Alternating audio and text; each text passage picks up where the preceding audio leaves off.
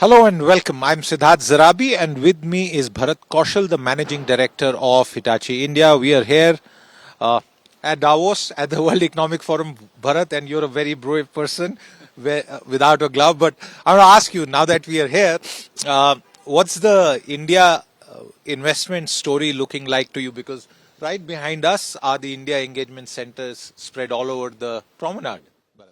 Yes, I think, when COVID happened, everyone thought this is the first big universal phenomena. But it seems that geopolitical and economic tentativeness have become the order of the day across the world, except that India, the big outlier, is is growing the other way. It's in a very, very smart and explosive way across so many different sectors. Digital has already transformed India's image from being a follower country to a leader country. But now with green as a new frontier, with capital goods and capacity building, which people are not talking elsewhere in the world. That's why you see it's not just about India having those centers, but there are so many people in each one of those centers wanting to know more. Uh, you know, uh, uh, I was just with investment industry people, and they said that the India story is marked by a belief that investing in India, both for FDI and FII, is going to be a long-term investment story for your company and for your group. How does the India theme look like right now? Well, I mean, Hitachi has 5 regions, and India is an independent region directly reporting into Japan. But the focus on India is basically a curious mix across infrastructure, manufacturing, and digital for saying India for India and India for the world. Because India for India is also a very different meaning now. 10, 15 years ago, when competitors of Hitachi made huge investments, India was a cost-to-cost market. You made higher margins overseas.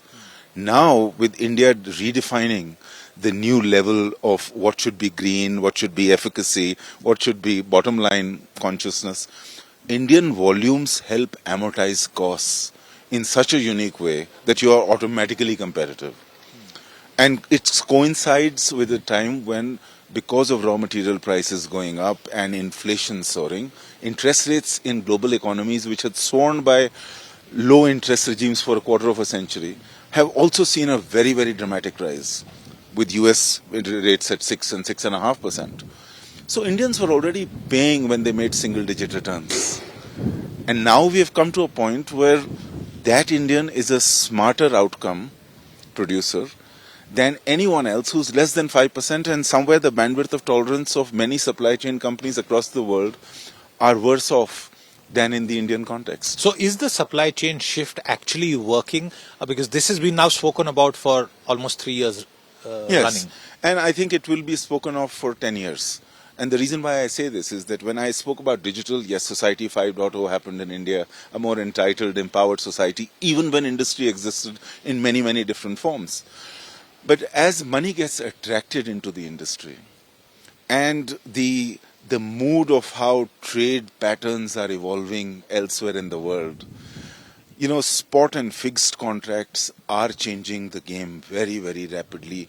A rail and a capital good industry like energy or steel is very different from small components like automotive ancillaries or power electronics, which are, by the way, very, very huge imports sometimes. In the Indian context, power electronics is as much as crude oil is.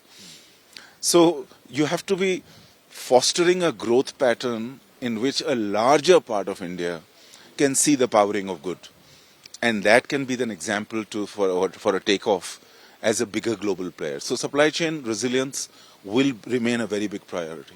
You spoke about made for the world from India, and the Modi government has been spending a lot of policy effort and time on that.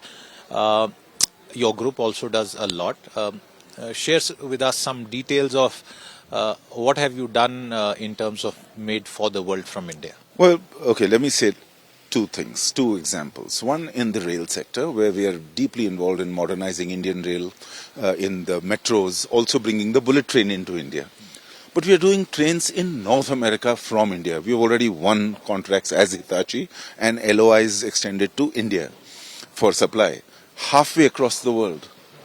And which means the car body, the rolling stock, the HVAC, the doors and gangway, the power electronics, the interior design everything was going to go from partner ecosystems in India, which have been experimented in refurbishment of trains in Europe. So they already passed that qualifying mark. The other thing is in upstream end, which is that what converts, we talk about semiconductor, but what converts electric to mechanical energy? Magnets. Magnets require, where we have constricted supply in India is of rare earth. But using quantum computing tools, you bring efficacy to magnets. Then is Gen AI. So far, all hardware asset management was being done on the basis of AI, which is a predictive tool to say this is the pattern and this is how we will bring efficacy. But now with Gen AI, there is an iterative algorithm which sits on top of the mathematical library-based algorithm. Those solutions are working and bringing so much efficiency in maintenance of energy sector, grids, and also of train in Europe, that you're seeing savings because they are working on single-digit cost, very high cost to income ratio. If you save them money, you create that wonder. So what I'm trying to say, from upstream to the downstream, the final rolling stock supply in, say, a Washington or anywhere, is all being made in India.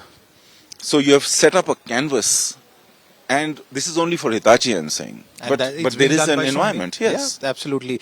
On the bullet train, just for our viewers to understand, what's your engagement there of your company? What are you doing there? Well, this is a proprietary technology owned by Hitachi and Kawasaki. And it's called E5 model, which was launched in 2014 in Japan, 50 years after the bullet train was invented. And so, other than the civil portion, which under the agreement of the two countries is being done in India, and the track laying work, all of that is us. Because it is, so the train, the signaling, the electric part, all of that management. Do you as a company policy put out the total number of that order? Is that in public? Well, let me say like this. It is at a cost, the 504 kilometers from BKC to Sabarmati is at a cost of 160 to 170,000 crores, and about 40% is the civil cost.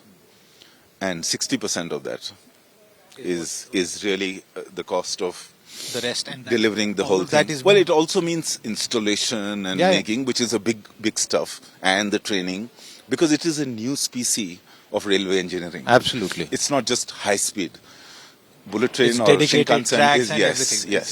yes. It's a world apart and from... it is for the first time going to change the wealth creation in that 504 kilometer distance. It's not about great that you say this, because there are certain detractors, and we're not getting into the politics of it, who would say bullet train की क्या जरूरत है, India needs basic roads in so many areas, अभी उस पे ध्यान दीजिए, आप इतना महंगा करते हैं.